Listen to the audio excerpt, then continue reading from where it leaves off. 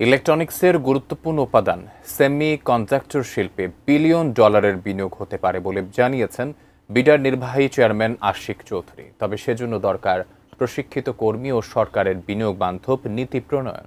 রাজধানীর foreign service একাডেমিতে এক সংবাদ সম্মেলনে একথা বলেন তিনি। মাইক্রোচিপকে বলা হয় বিশ্বের নতুন তেল সম্পদ। এটি এমন দুর্লভ ও প্রয়োজনীয় সম্পদ যা আধুনিক বিশ্বের জ্বালানি হিসেবে কাজ করছে।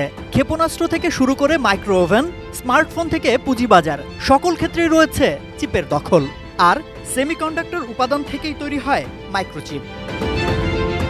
বিশ্বব্যাপী সেমিকন্ডাক্টর বাজারের আকার বর্তমানে প্রায় ৬০০ বিলিয়ন মার্কিন ডলার। ২০৩০ সালের মধ্যে যা $১ ট্রিলিয়ন ছাড়িয়ে যেতে পারে বলে ধারণা করা হচ্ছে।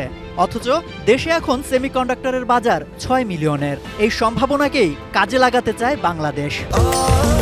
স্বাস্থ্যকর অল টাইম ফ্যামিলি কেক, সব সময় অল টাইম হেলদি লাইফ।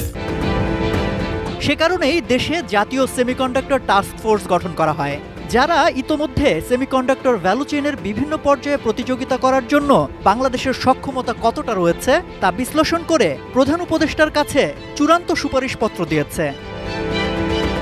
দক্ষতা উন্নয়ন, ব্যবসায়িক পরিবেশ ও নীতিগত সহায়তা এবং আন্তর্জাতিক অংশীদারিত্ব, এই ৩ ভিত্তির ওপর ভর করে এই শিল্পে সহায়তা করতে গঠিত জাতীয় সেমিকন্ডাক্টর টাস্ক ফোর্স ২৩টি সুপারিশ দিয়েছে। আমাদের ন্যাশনাল এফডিআইয়ের জন্য যে আমরা হিটম্যাপ করেছিলাম বিডা থেকে, সেখানেও কিন্তু সেমিকন্ডাক্টরকে আমরা একটা ফোকাস ইন্ডাস্ট্রি হিসেবে রেখেছিলাম, যে সেক্টরে আমরা মনে করছি যে বাংলাদেশের সম্ভাবনা রয়েছে। গার্মেন্টস খাতের মতো ব্যাপক কর্মসংস্থান না হলেও অর্থনৈতিক আকারের দিক থেকে সেমিকন্ডাক্টর খাতে বিশাল বাজার তৈরির সুযোগ আছে বলে জানান বিডার নির্বাহী চেয়ারম্যান আশিক চৌধুরী।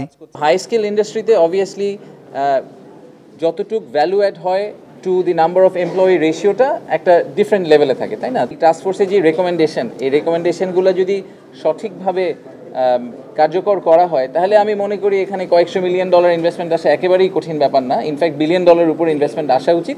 দেশে চিপ ডিজাইন ও প্যাকেজিং এর সুযোগ আছে। এজন্য স্বল্প, মধ্য ও দীর্ঘমেয়াদী পরিকল্পনা নিতে হবে। কয়েক স্তরে প্রশিক্ষণের ব্যবস্থার পাশাপাশি বিনিয়োগ বান্ধব পরিবেশ তৈরি করতে সরকারকে উদ্যোগ নেওয়ার আহ্বানও জানান তিনি। মোটা দাগে আমরা আসলে এই শর্ট টার্ম এবং মিডিয়াম টার্মে বাংলাদেশকে দেখছি যে ডিজাইন থেকে আমরা গ্র্যাজুয়েট করে ডিজাইনে আরও এক্সপ্যান্ড করব, একই সাথে আমরা প্যাকেজিং এবং অ্যাসেম্বলির সাইডেও চলে যাব। সম্রাট Anwar, ATN news, Dhaka. National যে টাস্ক ফোর্স আছে, আমরা গতকালকে সেটা